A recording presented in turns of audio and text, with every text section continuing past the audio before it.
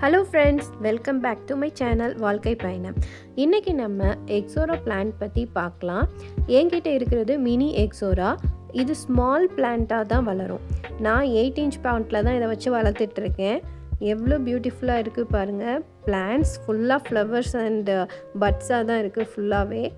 இந்த பிளான்ட் நீங்கள் நல்லா டைரக்ட் சன்லைட் படுற மாதிரி இடத்துல நீங்கள் வச்சா போதும். ரொம்ப லோ மெயின்டெனன்ஸ் தான். நான் செமி ஷேடில் வச்சுருக்கேன். அதனால் 15 days ஒன்ஸ் வந்து டிஏபி கொடுப்பேன். இந்த ஃப்ளவர்லாம் 1.5 months வரைக்கும் அப்படியே தாங்க இருக்கும் பிளான்ட்டில்.